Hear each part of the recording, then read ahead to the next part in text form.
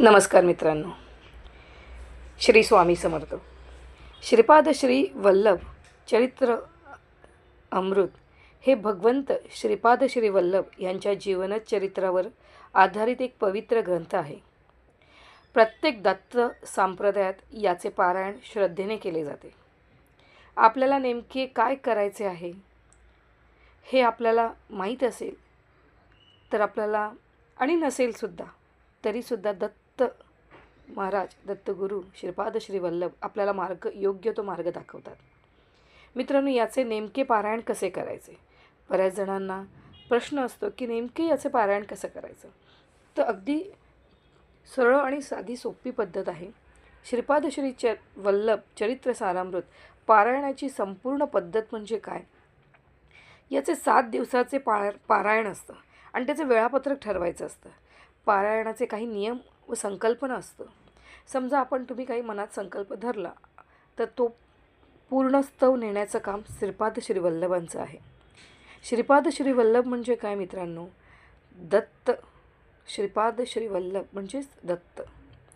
आणि यात श्रीपाद श्री वल्लभ यांच्याबद्दलचं आपण विचारत आहात आणि विचारात घेत आहात, तर यांचा दत्तात्रयांचा प्रथम अवतार मानला जातो. श्रीपाद श्री वल्लभ हे दत्तांचेच प्रथम अवतार आहेत. यांचा जन्म पिठापूर म्हणजे आंध्र प्रदेशात झाला आहे. पुन्हा दत्त परंपरा फार श्रद्धेने याला खूप महत्त्व आहे. प्रत्येक दत्त संप्रदायात श्रीपाद श्री वल्लभांवर दृढ श्रद्धा आहे.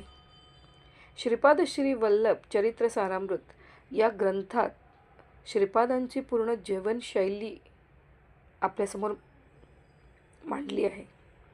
मित्रांनो, श्रीपाद श्री वल्लभांच्या पारायण नेमकं करायचं म्हणजे काय? 7 दिवसाचं पारायण करायचं असतं मित्रांनो.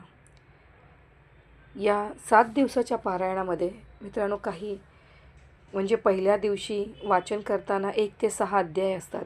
त्यांना मंगल चरण आणि संकल्प असं म्हणतात. दुसऱ्या दिवशीचे अध्याय 7 ते 12 असतात.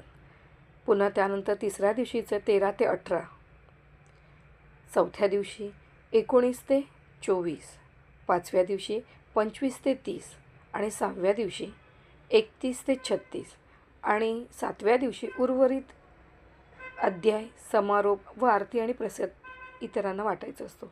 आणि नाही जमलं, आपल्याकडे कोणी भक्त भाविक किंवा आपल्या आजूबाजूला काहींना दत्त संप्रदायांबद्दल माहिती नसेल तर त्यांना थोडक्यात माहिती सांगायची. आणि ते प्रसाद ग्रहण करणारे नसेल तर तुम्ही एखाद्या मठात जाऊन तो प्रसाद दिला तर उत्तम.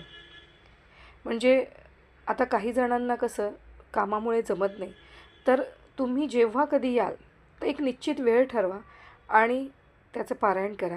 म्हणजे बरेच जण, मी स्वतः सकाळी स्नान करून स्वच्छ कपडे परिधान करून हा पारायणाला बसते. श्रीपाद श्री वल्लभ यांच्या प्रतिमेसमोर दिवा व अगरबत्ती लावते. त्यानंतर मनोभावे संकल्पना करते. दररोज ठरलेला अध्याय शांतपणे वाचते. शक्य असल्यावर 7ही दिवस सात्विक आहार व नामस्मरण चालू ठेवते. 7व्या दिवशी पारायण पूर्ण करून श्रीपाद श्री वल्लभांची आरती व नैवेद्य नक्की करते. तुम्ही कशी करता